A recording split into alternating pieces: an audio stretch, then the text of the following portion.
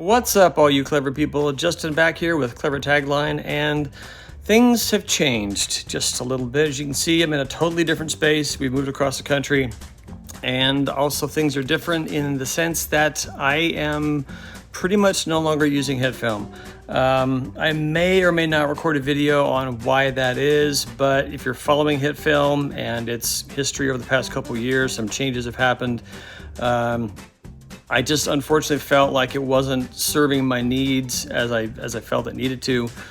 So I began looking around for some other options, and I landed on DaVinci Resolve. And I've been playing around with that a lot in the past couple weeks probably. And I want to start off my kind of Resolve sharing of things here, you might say, with a little recreation project. Somebody over in the DaVinci Resolve Discord server asked how to recreate this effect that you're seeing on the screen here by the user whose name I don't remember, but I'm sure I put it in a caption somewhere. Anyway, so this was my attempt at pulling that off using DaVinci after only playing with it for like 2 weeks now, getting used to the nodes and various things. So anyway, enjoy. There may be more coming, who knows, but we'll see. Anyway, here's a walkthrough. So I knew that the key to this thing was going to be displacing it, displacing the image using a displacement node, but I had to figure out what to drive that node with, and I figured some kind of a gradient that then repeated across the screen. So I began with a background node over here. Let me move this over. Where's the divider? There it is. Pull that across.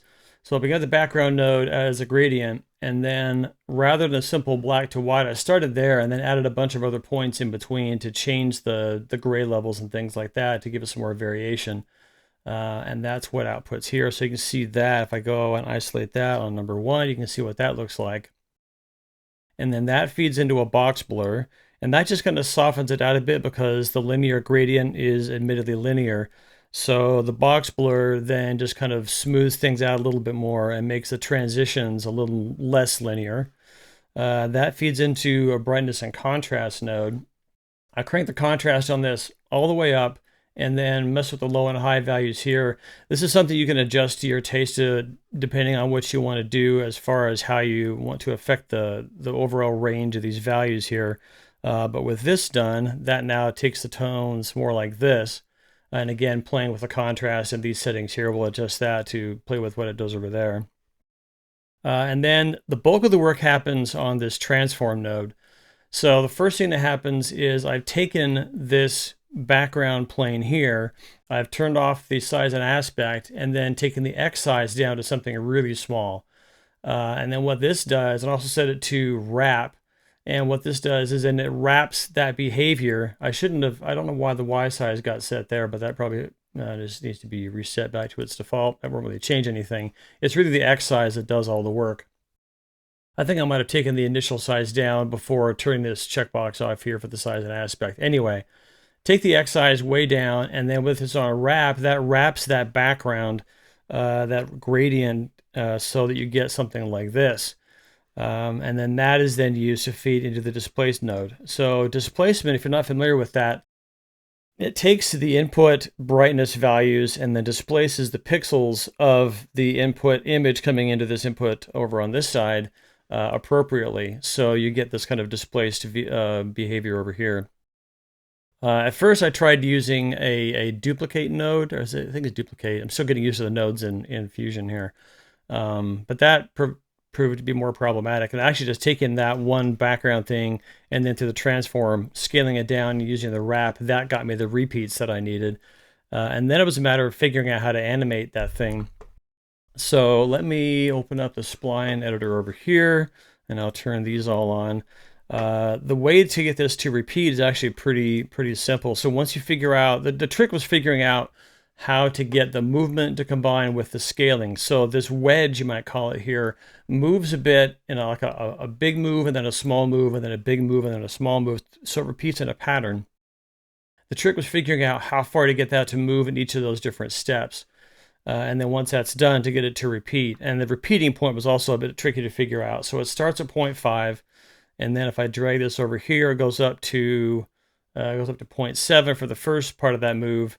And then the second part of the move only takes it to I think it's at 0.79 or something like that. I forget what it is because I had to turn off the repeat to actually set the value. So if I disable this one and just show the displacement and then expand this out, and I grab these in here, actually, if I just grab that one value there, actually, I think if I move, okay, no, first I got to do, still learning this thing, just give me a second here.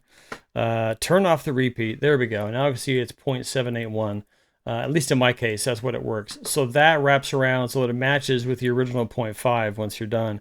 But it's the repeat that makes it so I don't have to set a bazillion keyframes after this. It just repeats that same cycle endlessly.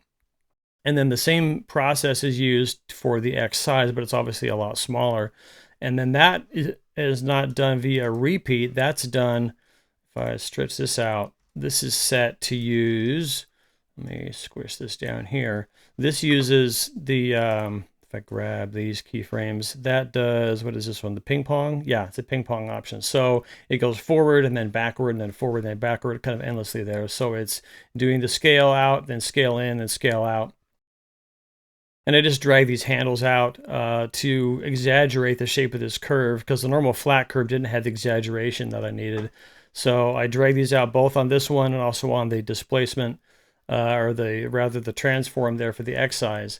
And so that's what creates that behavior like this. And it's just pretty much moving over and scaling and then moving a little bit and scaling back down, and then it pops over and starts the whole process all over again. So I think that covers everything I need to do in here. Let me get rid of the spline again. So I covered the background, so that's this one. And then those you can kind of see in there. The box blur, that again just kind of softens things out. You adjust that to your taste if you want to soften it more or less. Brightness and contrast, that does this, and those are the settings you can see over there. The transform, that's where all the keyframes happen on the center X and on the X size. And again, turn off the size and aspect so you only can control the X size separately. And then displace, I didn't show that. So that's actually just taking, I think it didn't do much on here except increase the refraction strength. And it didn't need to be increased that much. Most of the work was done by actually exaggerating the values through the brightness and contrast node. Maybe if I turned that down, I could have increased the refraction strength, but I was playing with a lot of different things, trying to figure out what was going to get this to work. And that seemed to be the end result that gave me the best result over here. So you feed your media in to displace, that does the displacement, sends the media out, and you're all set. If there's any questions, leave in the comments, and I'll be happy to do my best. But I'm still learning and figuring out how Resolve works and the fusion nodes and all that stuff. But having done a lot of similar kinds of things previously in HitFilm, that kind of gave me a little bit of a head start on how to approach tackling this kind of reverse engineering of the problem here. So anyway, that's it for now. We'll see you later.